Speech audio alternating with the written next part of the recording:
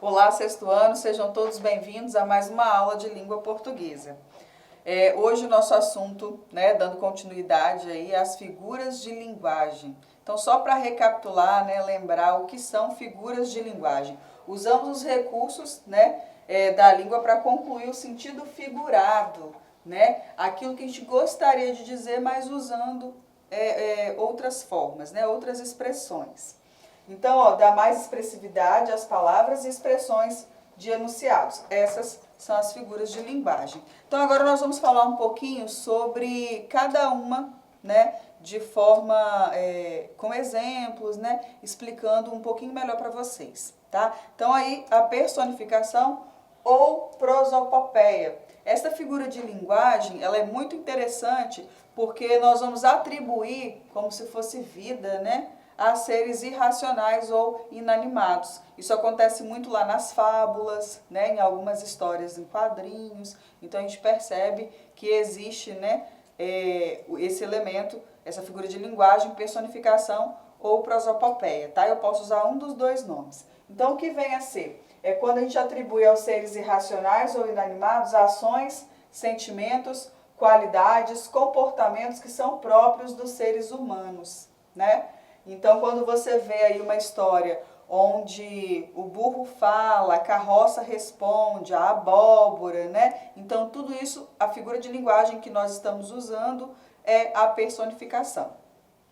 Olha o exemplo. Dorme, ruazinha, é tudo escuro, o vento está dormindo na calçada. Bom, aqui eu consigo entender que quando eu falo dorme, ruazinha, é para a rua ficar quietinha, em silêncio. Então a gente fala dorme, ruazinha, mas a gente já sabe que rua, não dorme. Isso é característica do ser humano, ok? Outro exemplo aqui, ó, o sol amanheceu triste e escondido. O sol fica triste? Não, Então a gente entende aqui que estava um dia nublado, entre nuvens, o sol está querendo se esconder, Ele não sabe se aparece ou se fica escondido. Fica aquele dia, nubladinho aí, mais para chuva do que para sol. E aí a gente, dá aquela impressão de tristeza, porque a gente sempre coloca também que os dias ensolarados são alegres, tá? Então essa é a interpretação que a gente consegue obter aí com essa figura de linguagem.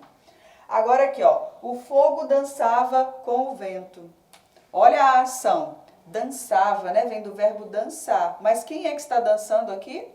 O fogo, E aí a gente entende o quê? Que o fogo estava, se balançando, se mexendo. Olha, usando outros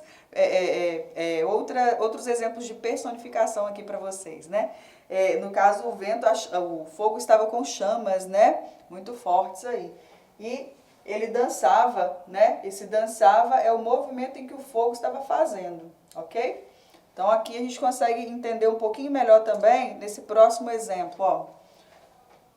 O leite, a caixinha de leite, de mãos dadas com o biscoito. E o biscoito fala, eu amo você. Por quê, gente? Vamos parar para pensar um pouquinho. Todo mundo, toma leite comendo biscoitos. Então, é como se fosse o casal perfeito, tá certo? Então, nós demos aí um sentimento, para coisas que não são seres humanos, são coisas inanimadas, ok? Que não tem vida. Olha o segundo exemplo também, ó.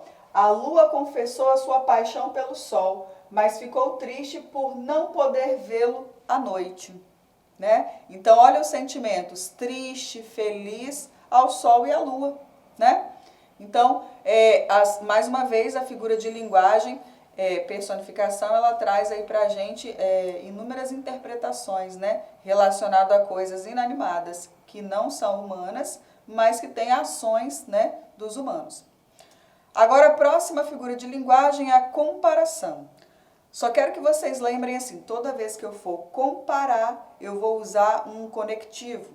Esse conectivo ele vai fazer uma ligação dos termos, tá? Esse conectivo pode ser chamado o quê? Como, assim tal, qual, quem, que nem, ok? Igual. Então, essas palavras são conectivas, elas vão fazer essa ligação, tá? Entendam agora por quê.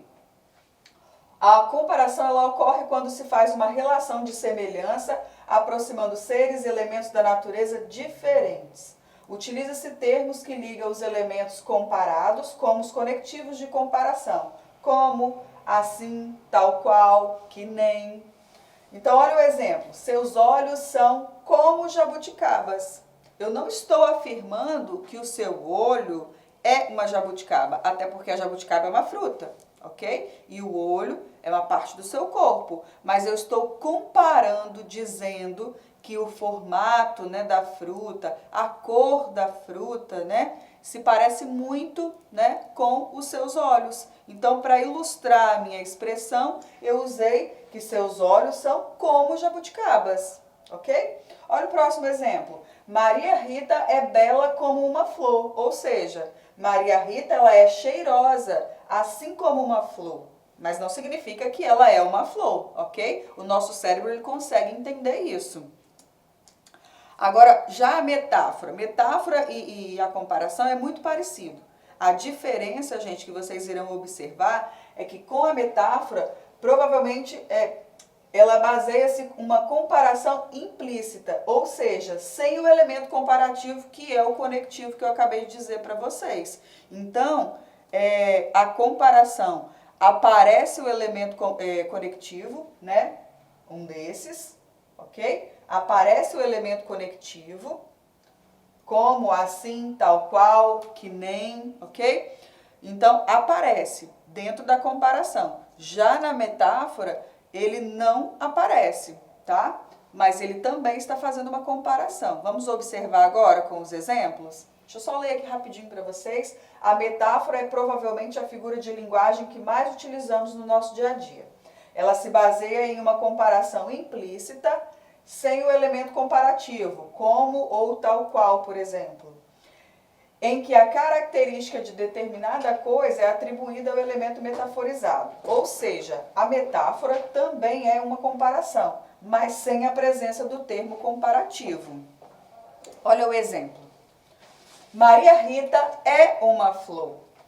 Nosso cérebro já tem mecanismos para compreender que o que queremos dizer é que ela é delicada, perfumada, né, bonita como a flor, e não que ela seja literalmente uma flor, ok? Então, olha aqui, ó, a metáfora e a comparação, ambas são elementos comparativos. Porém, a metáfora, ó, Maria é uma flor. Já na comparação, Maria é como uma flor. Então, se aparecer o elemento conectivo, eu já identifico que é uma comparação. Se não aparecer, eu identifico que é uma metáfora. Mas ambos servem, são figuras de linguagem que servem para comparar, ok?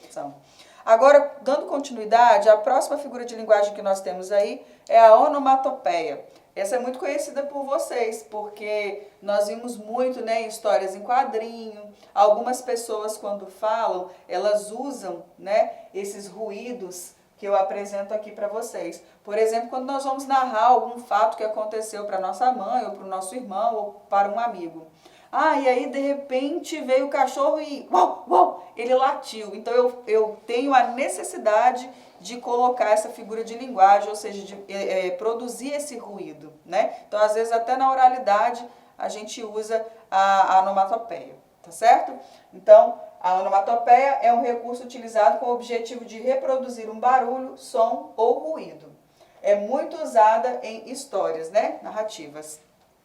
A próxima figura de linguagem que nós temos aí é a assonância, né? Muito encontrado nos textos poéticos, né? Então, é a repetição consecutiva de palavras com vogais tônicas, mesmos sons vocálicos. O recurso de linguagem é muito comum na poesia. Então, olha o exemplo que eu trouxe para vocês. Nesse exemplo, a repetição das mesmas consoantes com vogais diferentes. Observe.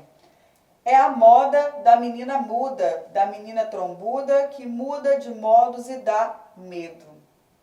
Moda de menina trombuda, Cecília Meirelles. Então, observem, quando eu fico mo, mu, ok? É o mesmo som.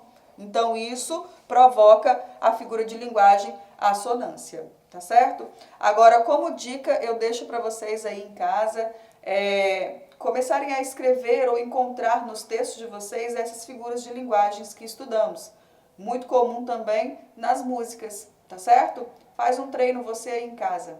Um grande abraço e até o próximo vídeo.